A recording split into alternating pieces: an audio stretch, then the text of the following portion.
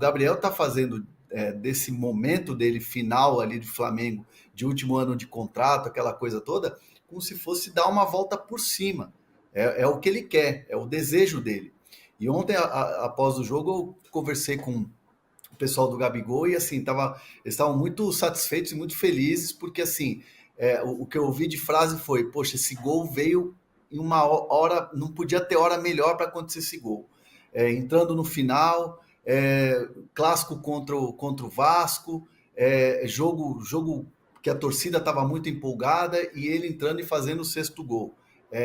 Não podia ter hora melhor para acontecer isso para o Gabriel, para a retomada do Gabriel. Foi exatamente essa frase que eu escutei ontem, quando eu fiz os contatos ali, até para saber qual que tinha sido a repercussão do gol ali no entorno do Gabriel. Então, assim, é um momento de calmaria, um momento de não falar muito. Até o Gabriel, na entrevista, né, na saída de campo, que ele foi o escolhido ali pela assessoria, imagino que os repórteres tenham pedido para falar com ele, e o Gabriel fala: não, eu já falei o que eu tinha que falar, né, na entrevista que ele deu para a gente.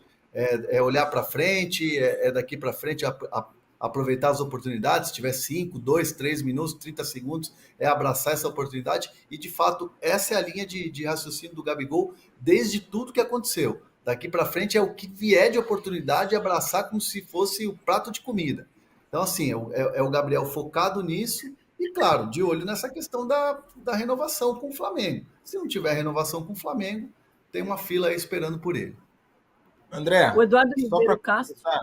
Diga lá, Igor. Desculpa. Não, só para completar isso aí, esse assunto, realmente ontem foi de 0 a 100 muito rápido, né? Eu falei que ele entrou aos 34 e quando ele entra, aconteceu o que a gente esperava no jogo anterior, né, PVC, que a gente comentava em programas anteriores sobre o Gabigol, não sei o quê, o meu Flamengo não precisa de você. E aí, quando ele faz o gol, a galera meio que assim, desiste. Só que a galera meio que vamos cantar junto. Vamos cantar primeiro com a sua rima. Não, o Gabigol, a audiência não sei o quê. O meu Flamengo não precisa de você. A sua rima é muito melhor que a minha.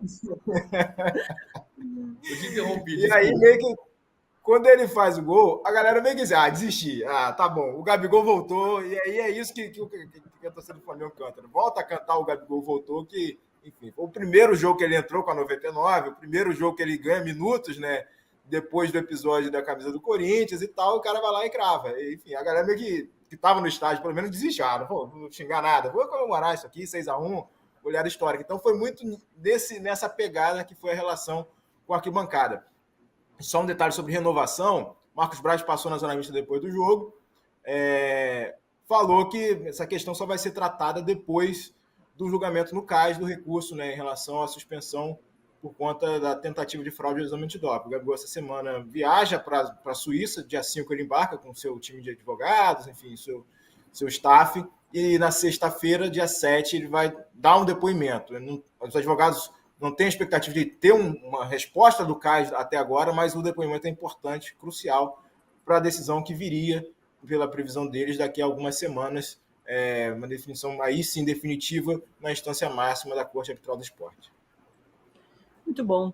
Vocês acham que essa goleada histórica diz mais sobre o momento do Flamengo ou sobre o momento do Vasco, PVC?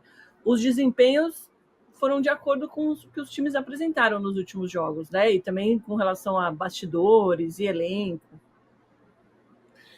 Eu acho, a pergunta é muito boa, porque ela tem uma resposta difícil e ela não tem uma resposta exata. Eu acho que diz muito sobre o momento do Flamengo, mas eu acho que diz mais sobre o momento do Vasco.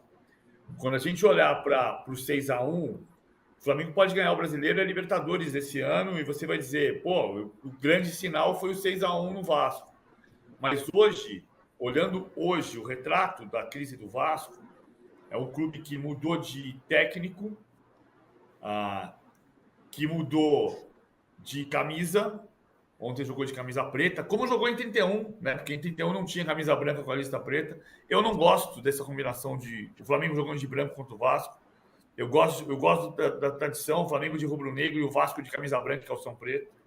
Mas o Vasco decidiu jogar com o uniforme da resposta histórica. E agora precisa dar uma resposta histórica. Diz muito sobre o Vasco, que está em litígio com a 777. Diz muito sobre o Vasco, que 2 anos atrás comemorava que tinha ficado milionário. Já contei essa história aqui, mas eu acho divertidíssima, do dia em que eu estou sentado no bar no Rio de Janeiro numa sexta-feira e no sábado tinha Fluminense e Vasco e na terça-feira seguinte tinha Fluminense e Milionários e senta um vascaíno na minha mesa no Rio de Janeiro e diz: amanhã tem Fluminense e Milionários. Eu falei: não, cara, Fluminense e Milionários é só na terça. Não, amanhã é Fluminense e Vasco e agora nós somos milionários. E você para e pensa 2 anos depois que não é isso. O que transforma a vida do clube não é estar apenas no dinheiro. Você precisa ter um trabalho sério, forte, sólido, que o Flamengo teve para sair da maior dívida do país, por maior êxito, o time mais rico do país, e que em menor escala o Fortaleza teve. Claro que o exemplo para o Vasco tem que ser o Flamengo e não o Fortaleza. Mas o Fortaleza teve. O Fortaleza estava morando na Série C. Por isso que não lançou o livro do Gil Marcelo Paes da Série C à Sul-Americana. Porque o time conseguiu uma coisa que parecia que o Fortaleza ia sair da Série C. E hoje parece que o Vasco está num looping que vai sempre ter um vexame. Ora é um rebaixamento, ora é um 6-1. Mas esse looping tem que acabar. O Álvaro Pacheco, coitado, chegou e já tem essa mancha aí no primeiro jogo dele. E aí, como o PVC trouxe para a gente aqui no nosso WhatsApp, na primeira resposta dele na coletiva, ele pediu desculpa 4 vezes. Só que não tinha muito o que ele pudesse fazer ali, né, PVC? Ou você acha que ele errou em algum momento na escalação? Ou poderia ter sido melhor? Não, o que eu acho que aconteceu foi que ele chegou para usar o sistema que ele usava no Vitória de Guimarães. Que o Vasco, bem ou mal, com o Rafael Paiva, interino, ficou 4 jogos com 2 vitórias e 2 empates, jogando com linha de 4. E ele voltou para a linha de 5, porque é o que ele acredita. E era o primeiro jogo. Então você vai montar um novo time. É natural que ele vai montar o time com as características, com as credenciais, com as coisas, com as crenças dele. Mas no final ele teve que tirar a boina para o Flamengo, para não dizer tirar o chapéu. Mas tem uma coisa também, tem uma situação também que é importante, né? É um trabalho e, assim, obviamente, cada um tem a sua parcela de culpa numa goleada como essa, que o torcedor do Vasco está muito machucado. O Álvaro, evidente, vai fazer um trabalho para refletir daquilo que fez e tentar melhorar, óbvio, não teria pedido desculpas como pediu na coletiva, mas também, você pega os gols do Flamengo, é muito erro individual da defesa do Vasco. O Maicon ontem, brincadeira, assim, eu gosto muito do futebol do Maicon, sempre gostei, acompanhei ele muito aqui no São Paulo, sempre foi um grande jogador, mas está numa fase terrível. O Léo, outro grande jogador, que eu acompanhei também aqui, não só aqui no São Paulo, mas também no Fluminense, partidas tenebrosas.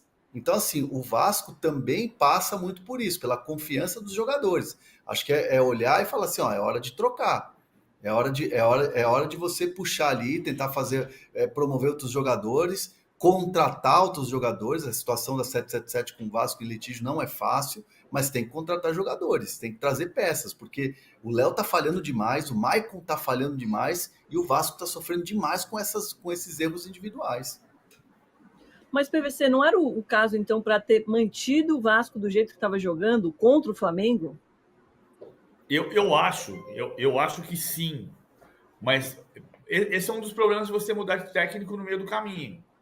Você veja, olha o que o Vasco fez. O Vasco mudou o Ramon Dias, que variava de 4-1, 4-1 para 3-4-3, virava 5-4-1, com linha de 5, muitas vezes uma linha de 5. Aí ele sai, traz o Álvaro Pacheco, hora da chegada do Álvaro Pacheco.